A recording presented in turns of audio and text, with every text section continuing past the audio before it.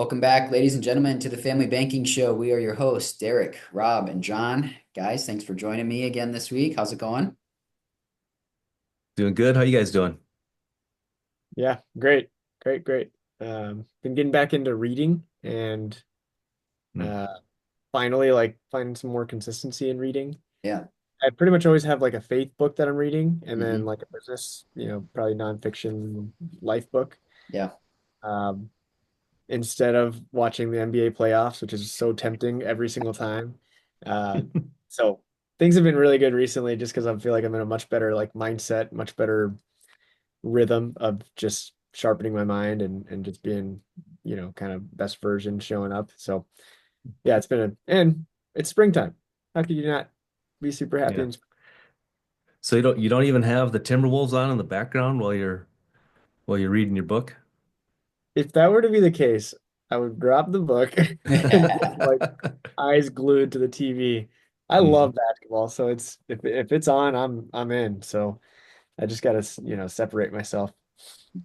Yep. I will watch like, series significant games. You know what I mean? If it's like, Hmm. seven or something, I'll probably take the time to watch that. But just a game two or something, it's not worth it. So I love the intensity in the NBA finals of it, Hmm. just like people play faster, more physical, yeah. just it's different than the other Yeah. rest of the season, which it should be, but it's Yep. Same with the NHL. NHL playoffs are totally, it's like you're watching a different sport. yeah. Do you follow hockey, Rob? A little bit, yeah. Our Minnesota Wild and played hockey growing up. Yeah, but yeah, it's totally different. If you follow NHL hockey through the regular season, it's a grind, just like basketball is. It's like, 80 some games. Yeah. Playoff, it's like a whole nother level gets reached. It's a totally different experience. Yeah. Yeah, I'll be honest, watching a hockey game to me is meaningless. Like for one, it's hard to even follow the puck. Oh Hmm. man. Two, I just never grew up with it, so it's just something. Yeah. Lots of people around here, obviously, love hockey, but Yep. I commend you for keeping. That's like baseball for me. It's like, yeah, I used to love playing baseball, but it's hard to watch baseball Yeah. Yeah, until we it get really to is. September, October. Then it's a little bit more fun. So, Hmm. all right, well, guys, yeah, it's a great time of year. We love this time in Minnesota, especially. We're hoping that everybody else, our listeners, are doing well. In Hmm. this episode, we are planning to talk about who infinite banking is not for, who should not practice infinite banking. And this is a great way for our listeners to start thinking, introspectively, is this right for me? Or is this something that I maybe should check myself, make sure that I'm going to be able to do this successfully? And so, number one, guys, out of our top five here, who is IBC not for? It's for somebody who needs 100% liquidity in an instant. Rob, go ahead and explain that a little bit. What is liquidity? Why is there not 100% liquidity inside of a IBC style whole life contract? Yeah, and when we were talking about this before um, we started filming, that's of the of the reasons why, I think about this all the time.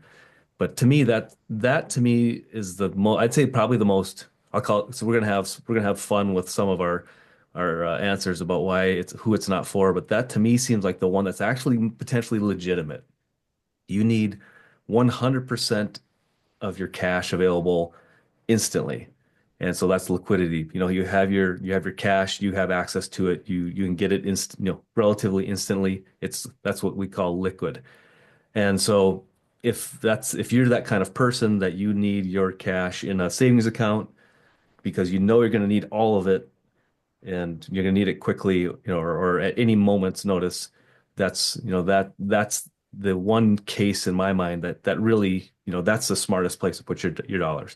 So when you set up an IBC style whole life policy, the way we design it so that you have access to the cash value, a large portion of the cash value immediately, but you don't have 100% access to all the cash value because the whole life insurance, it has a cost. You're purchasing an asset. It has value. So it has a cost for that permanent death benefit that you're buying. So when you put in your $10,000 premium, you may have access to $7,700 of cash value that you could borrow against for an opportunity, an emergency, that kind of thing. But you still have that money, that cost of insurance that you can't have access to. So if you're a person who needs all of that 10,000, then it's probably smarter for you to have your dollars in a savings account or in a shoebox under your bed or something where you can get to it right away. But if you have any flexibility, actually, that's actually something I've challenged some of my clients about too, is when I'm talking to them, is like, do you really, like, when you actually really think about it in terms of, do you really need all 10,000? Let's say. In reality, you probably don't. You probably might, you'll use less. And so we often think, no, we want all of it. We want all of that liquidity. But are you really going to drain it down to zero, even if you had 10,000? In reality, you probably won't. You'd keep some anyway, 2,500 or something. So that's just a way to just think about it is like, just be honest with yourself. Do you really actually need all of it? Because if you don't need all of that 10,000, why not get the liquidity and get the death benefit protection and get the guaranteed growth and get all of the benefits that you get with with an infinite banking style whole life policy. So that's to me the liquidity is the one that I think, okay, I can buy that one. So that's my take on that. If you need it all right away, then you're probably better off putting it into a savings account. Yeah, it makes me think about, other financial instruments have limits to them too. I Hmm. mean, your credit card, right? I mean, maybe your credit card limit, let's just stick with your example, is $10,000.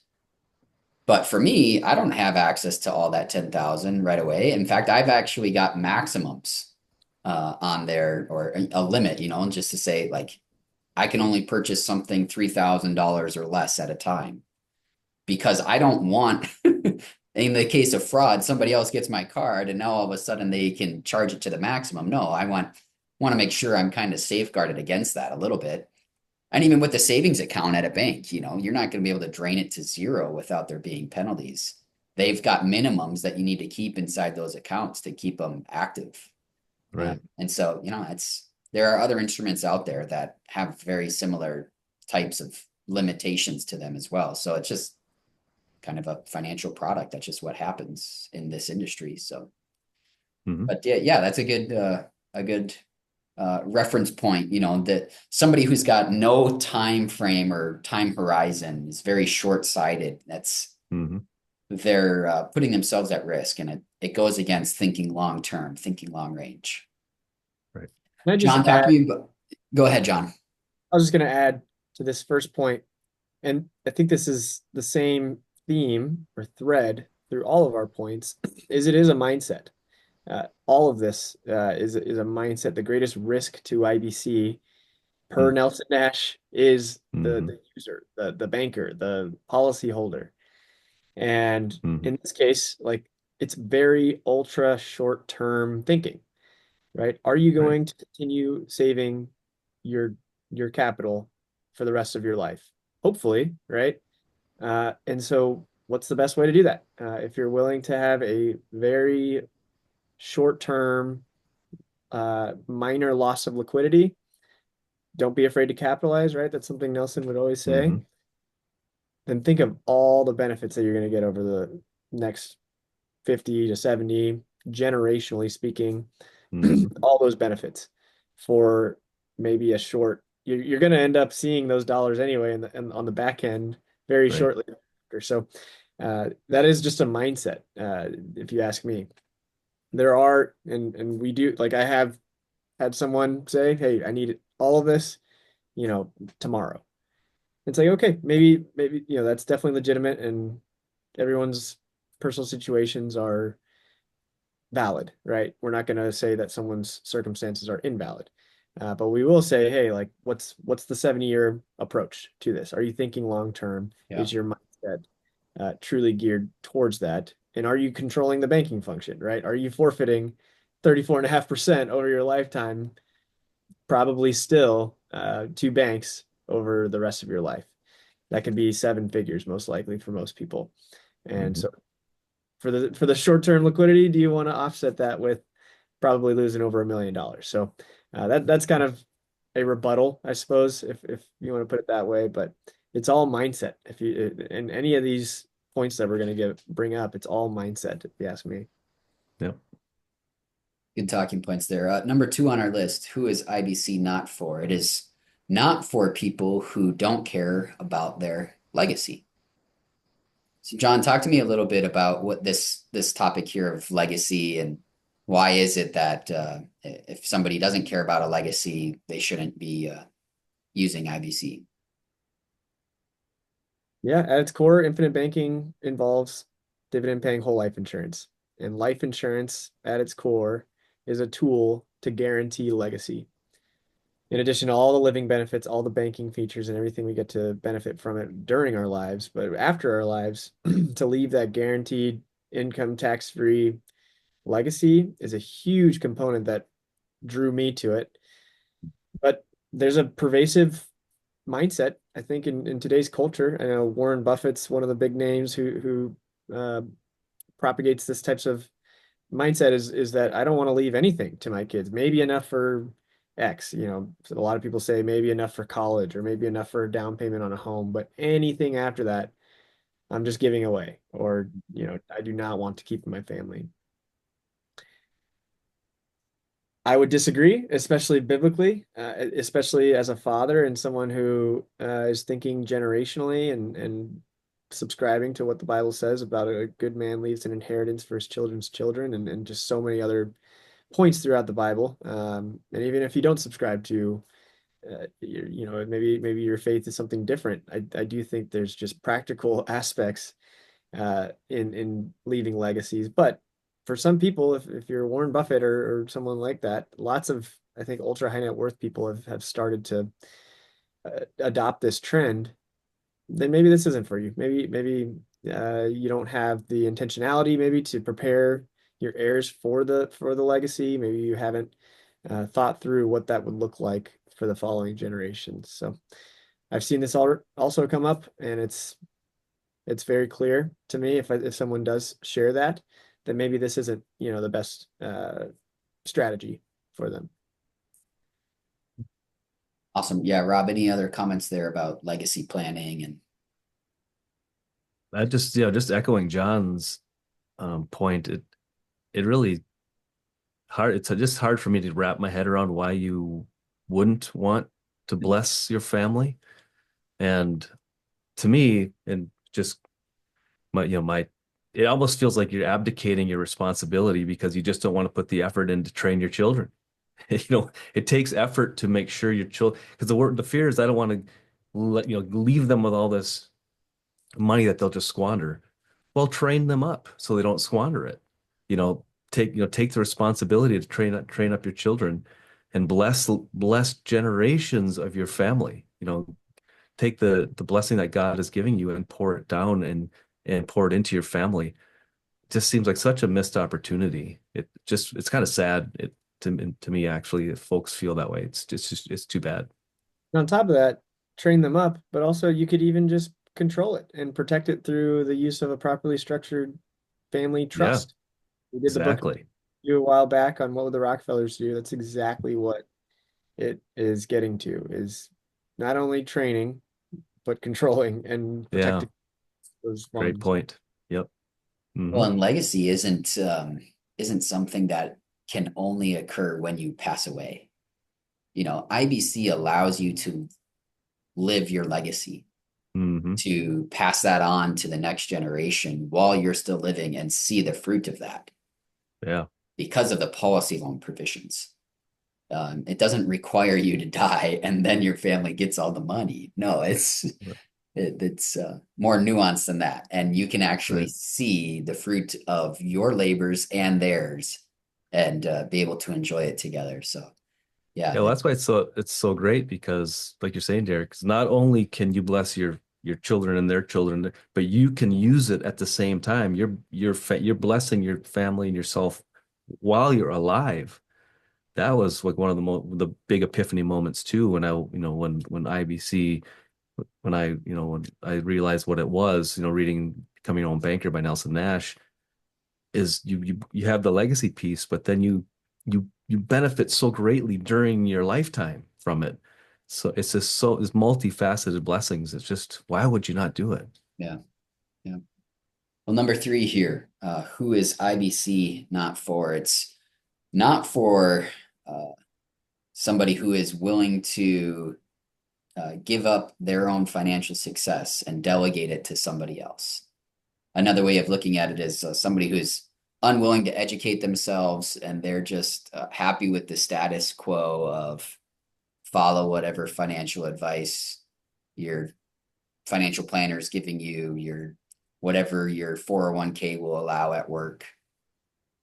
That this is not for somebody who's okay with that. John, talk to us a little bit of why is that the case?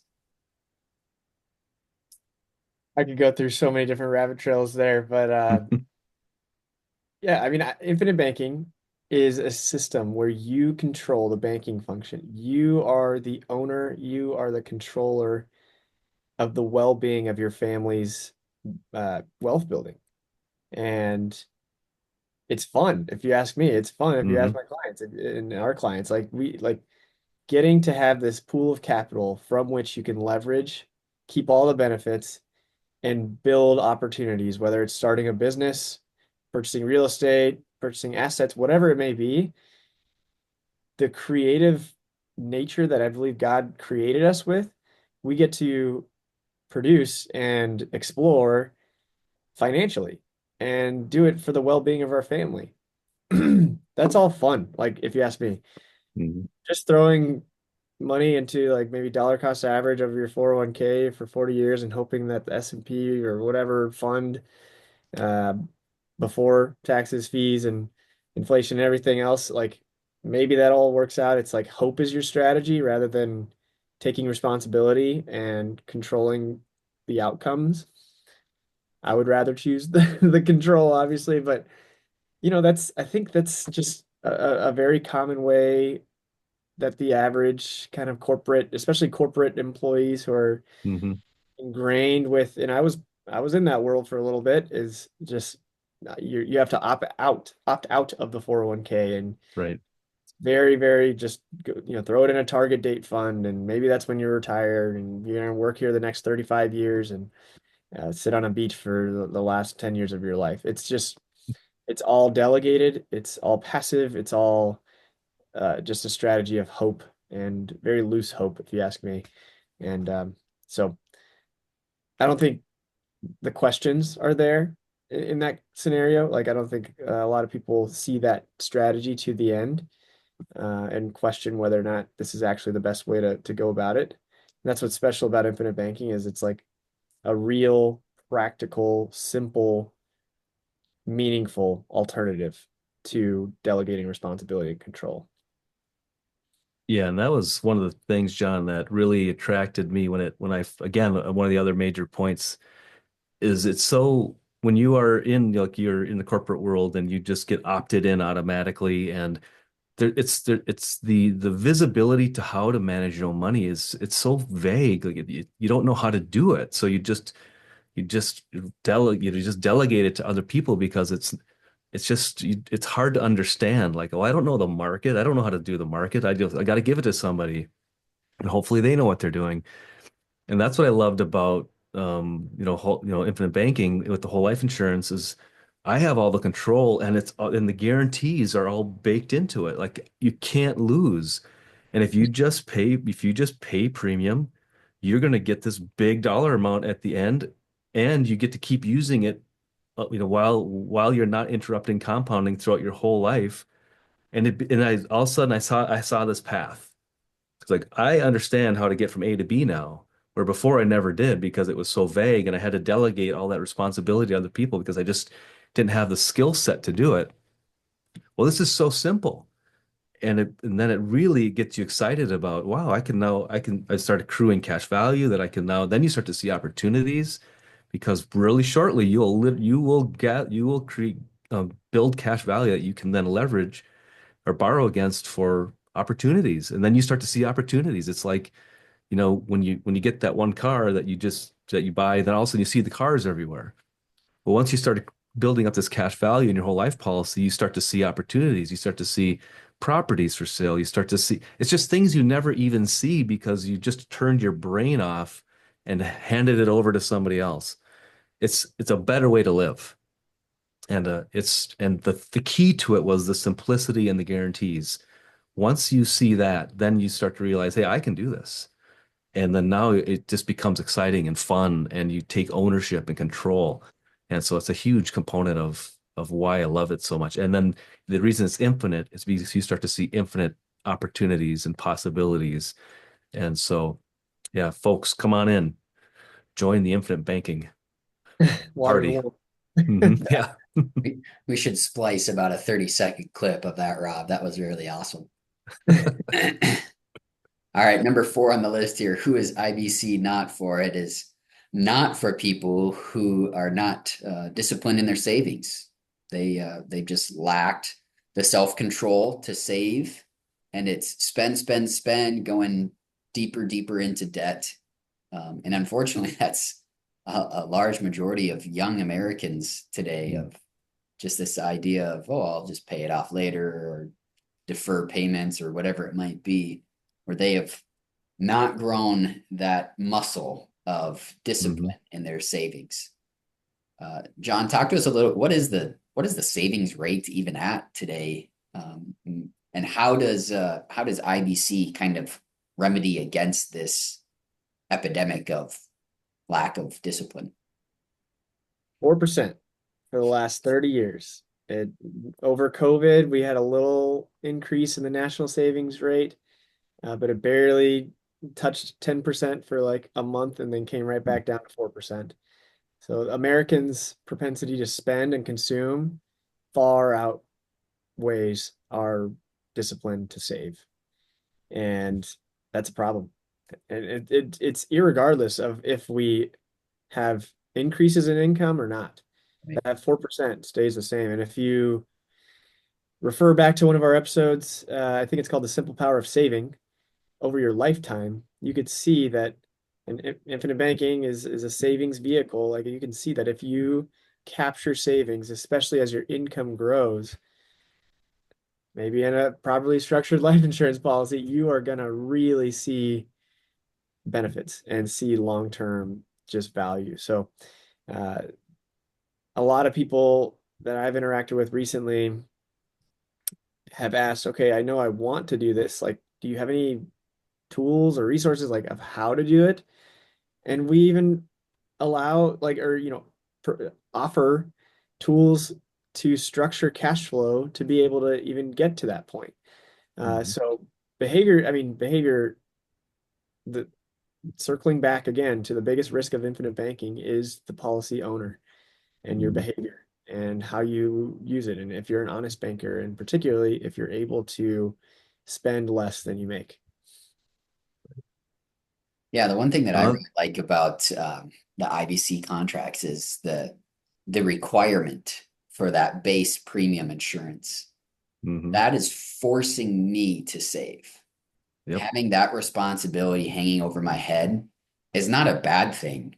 It's, in fact, a good thing. It's having responsibility is what helps you grow as an individual, helps you mature and develop as a better person. And so having that responsibility, knowing that I need to at least make that minimum payment there to keep my life insurance policy in force, is requiring me to flex that muscle of financial discipline to save.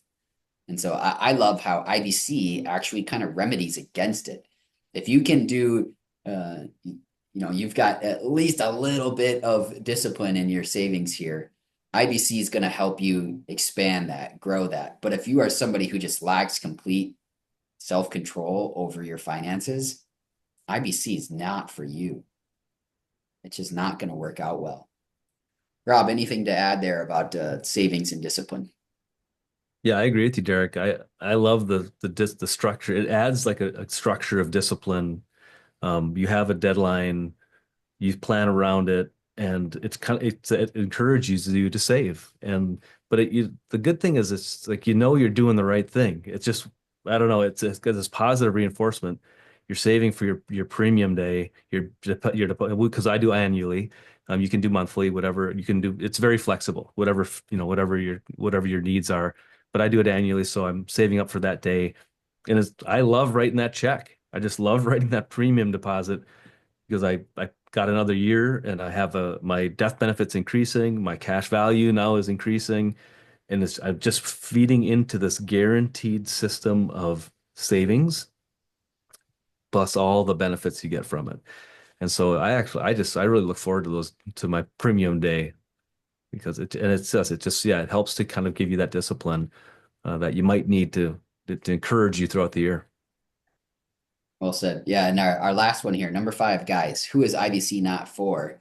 IBC is not for somebody who is okay with taking 100% risk all of the time. Or another way of saying it is IBC is not for somebody who doesn't want guarantees.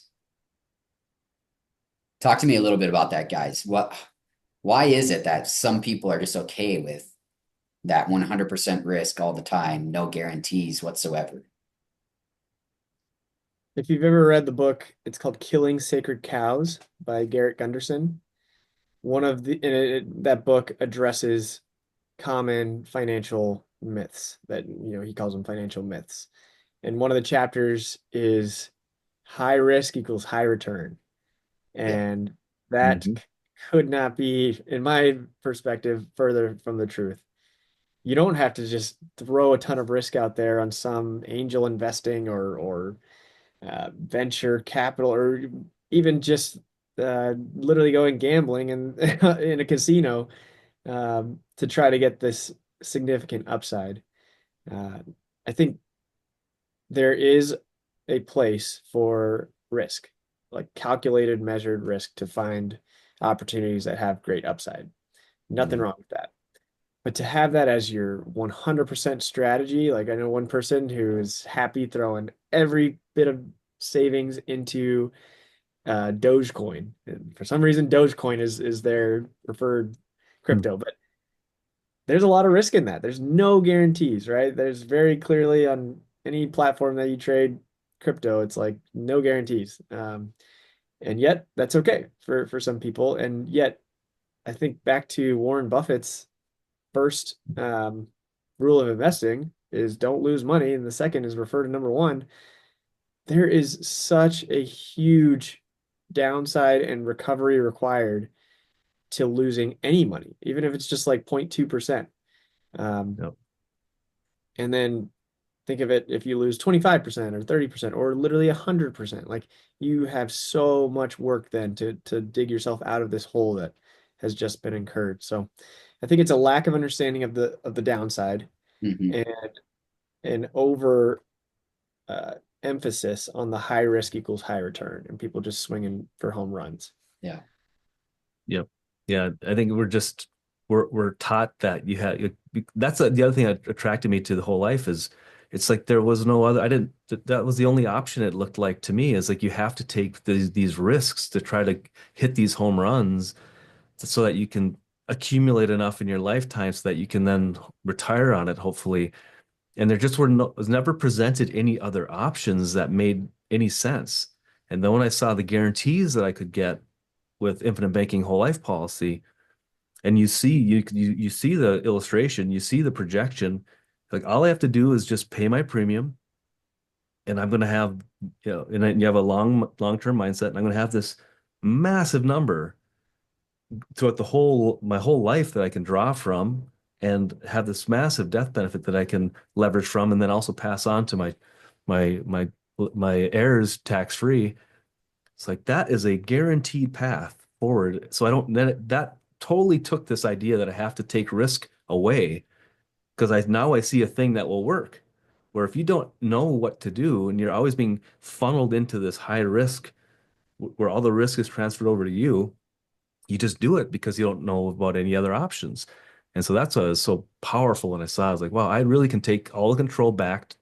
I can put it into a safe, guaranteed place, and I can keep leveraging it my entire life, and I can protect my family at the same time. It's like, wow, let's go. Let's do this.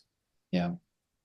Yeah, one thing that I think about is, sophisticated investors, even if they are truly, just planning to make an investment, um, they want guarantees. In fact, Mhm. they count on guarantees in order to assess whether or not they should make that investment. An example of this is President Trump has been working these trade deals this last week with other nations and other businesses, and he wants to bring a lot of capital back into the United States and encourage manufacturing here, all this stuff. Well, in order to do that, we have to provide guarantees for other people to come and bring money here and manufacture parts and pieces here. Like nobody's going to sign a $600 billion trade deal or agreement if it doesn't come with a guarantee for them. So there's always this give and take when they're negotiating these things, and it's like, why wouldn't you want that yourself in your own financial picture? Why are you okay with 100% risk all of the time with no guarantees baked in? IBC gives you that foundation of the guarantees upon which you can now take calculated risks. You have to have a bedrock of stability and a solid foundation in order to build up from there. And I think that's why IBC is so powerful, is because it gives you that guarantee as much as you can possibly have. And to be a sophisticated investor, you need that backstop, if you will. Mhm. All right, guys, any other thoughts here before we end today's episode? Who is IBC not for? Yeah, I have my my tongue in cheek my final thought, but IBC is not for someone who is okay with taking on all the risk and okay with their money manager always making money even when they lose money. So if you want guarantees, give your money to a money manager and I'll guarantee you that he will make money, but I won't guarantee that you'll make money. Oh, well said. Awesome. All right, guys. Well, thanks again for joining us on this episode. If our listeners are interested in learning more about IBC or the infinite banking concept and how to get started, reach out to us at thefamilybankingshow at gmail.com, and we would be more than happy to sit down with you and your family. All right, guys. We will see you in the next episode. See you guys.